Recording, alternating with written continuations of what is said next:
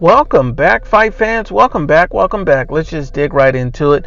Deontay Wilder versus Dominic Breazeale. The fight is almost here, so we're going to break down, predict it, and just dig right into it. So let's start with Deontay Wilder. Deontay Wilder has 40 wins, no losses, one draw. The one draw came against a Tyson Fury. Deontay Wilder has 39 knockouts on his resume, which normally would be an impressive amount of knockouts, compared to his amount of wins. But the difference here is Deontay Wilder has pretty much slayed about 38, bums at this point. The only one that I'll say that's a decent fighter is Luis King Kong Ortiz.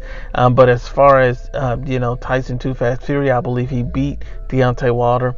But at the end of the day, Deontay Wilder official record stands is undefeated. Deontay Wilder is 33 years old. He's nearing the very end of his prime.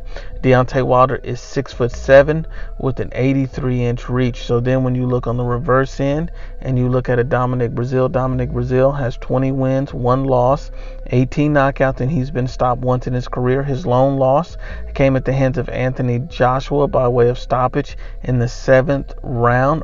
He was a tough out for AJ to some degree. AJ dominated the fight, but the fact that Dominic Breazeale hung in there for 7 rounds when literally AJ, with the shots he was hitting with, I wouldn't have been surprised with him getting him out of there in 3.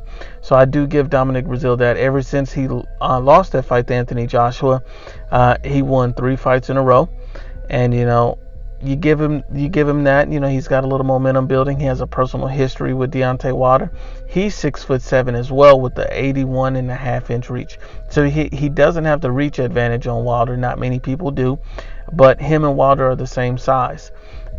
He's at the end of his prime as well. He's 33 years old, but I believe his prime may be slightly extended because he came into boxing so late. Now I understand that Wilder came into boxing so late, but Dominic Breazeale, at this point in his career, we've seen the best. We're starting to see better shades of him. We're starting to see him slim down. We're starting to see him improve physically and, boxing skill-wise. He has Virgil Hunter in his corner, a very, very good trainer, a guy who can pretty much give him something to work with against Deontay Wilder, give him a chance to win. Deontay Wilder's the heavy favorite in this fight, so my natural prediction is Deontay Wilder stops Dominic Breazeale in about 6 or 7 rounds. That's my official prediction.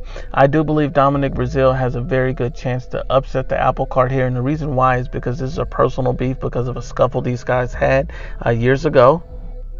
And I also believe the fact that Deontay Wilder is so predictable.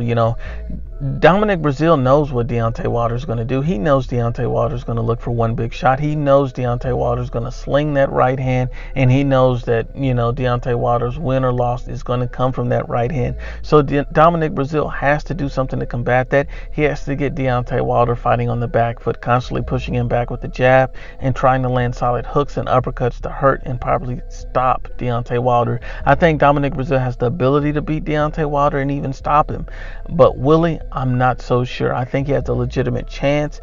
I think he can hurt Wilder, and I think he can expose a lot of those flaws and vulnerabilities yet again. But at the end of the day, if Deontay Wilder lands that right hand, it's all she wrote. So I'm going to pick Deontay Wilder because I just haven't seen Dominic Breazeale be defensively responsible enough in any of his fights for me to think that he can avoid that right hand for long enough to get a victory. Dominic Breazeale's plan should be to come in early, put in work, rush Deontay Wilder, back him up with the jab, keep him fighting on his back foot, and catch him off balance. I think that would be the best plan for him. Catch him early, catch him often, and stop him. And I think that is a way for, Dominic Breazeale to find success. But ultimately, I just believe Deontay Wilder's power is going to be too much. Deontay Wilder's right hand is going to land a little too often, and it's going to put down Dominic Breazeale. But once again, Unbiased, as always, is the IBFP. Please share, like, and you must absolutely subscribe.